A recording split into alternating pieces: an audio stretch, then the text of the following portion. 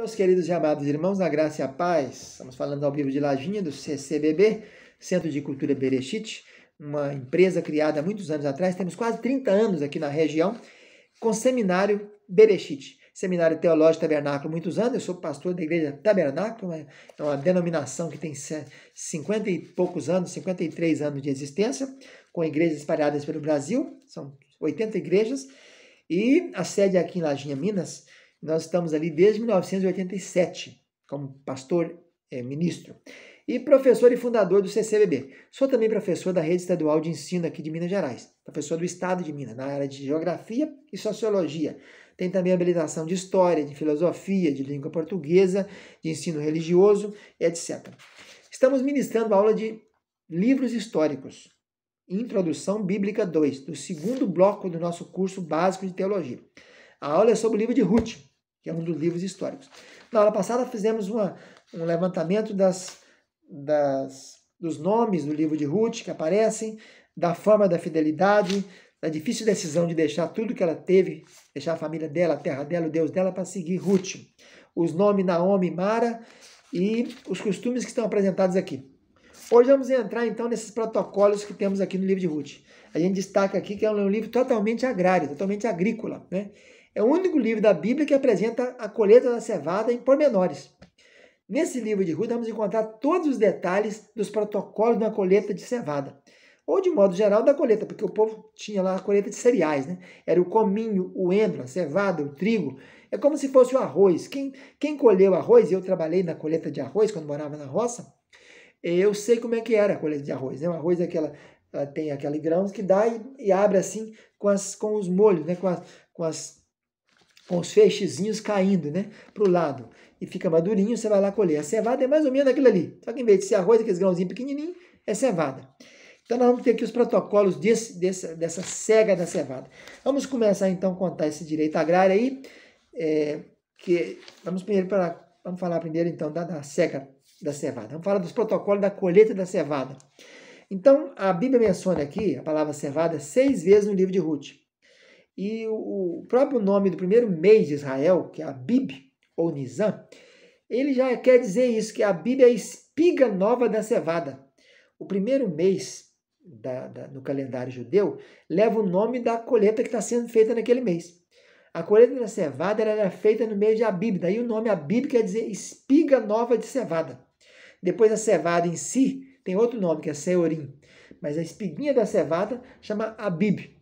Quando começa a dar, né, o molhozinho, o feixezinho.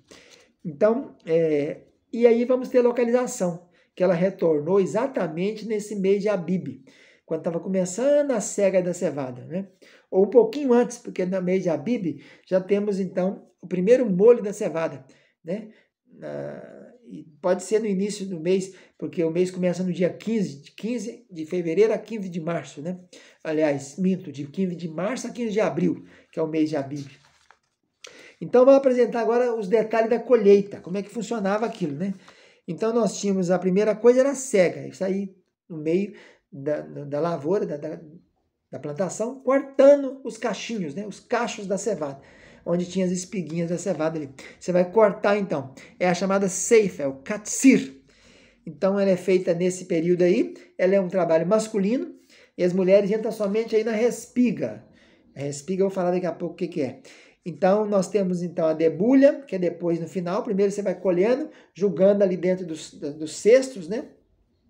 E as mulheres tinham uma parte importante aí, porque elas trabalhavam na respiga. A respiga ou leket, ou rebusca. Havia uma lei em Israel que a respiga ou rebusca era proibido para os segadores. Os ceifeiros não podiam fazer aquilo.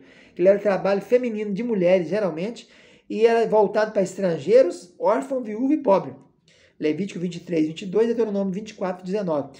Então, eu vou à frente cortando e massagando, né? Eu corto o cacho, a espigazinha, jogo na cesta e vou batendo o pé em cima do pé da cevada ou do arroz.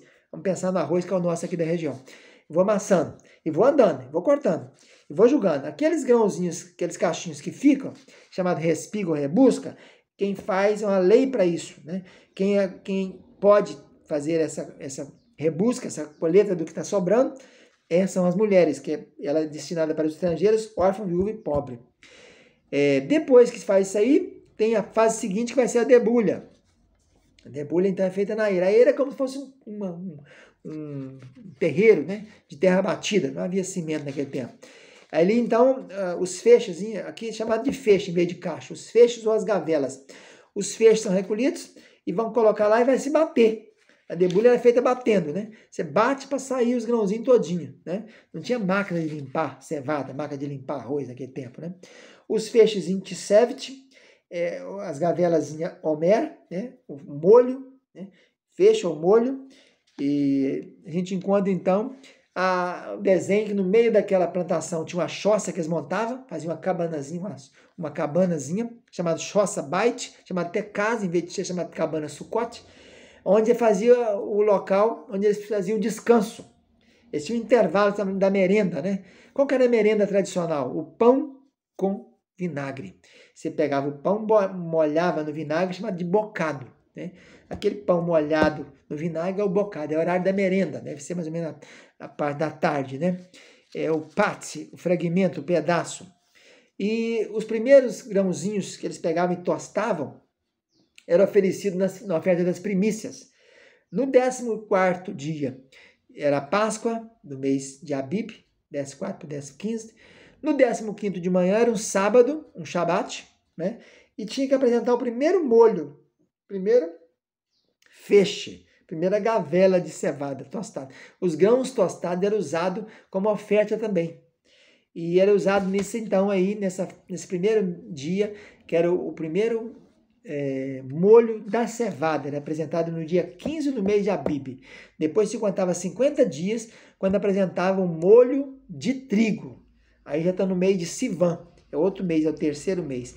Então o trigo torrado é mencionado várias vezes em Levítico 23:14, em 1 Samuel 17:17. Trigo torrado, Jessé mandou para os filhos dele que estavam no exército, né? Eliabe, Aminadab, Samá, ou Simeia. Depois tem o trigo tostado que Abigail mandou para Davi, quando Davi pediu para Nabal mandar comida para ele da tosquia. Ele não mandou nada, ele ia matar Nabal e todo mundo. Abigail, que se tornou esposa de Davi, trouxe trigo tostado. E também a gente encontra também Davi, quando fugiu de Absalão, indo para Manaim, atravessando o Jordão, ele na terra de Moabe, ele encontra então também alguém que vai sustentá-lo, né? E vão dar a ele Barzilai e Maquir, etc. Vão trazer para ele grãos torrados. Então era um costume de fazer aquilo, né? Então você tem aí as primeiras coisas, as espigas, que são as fases, né?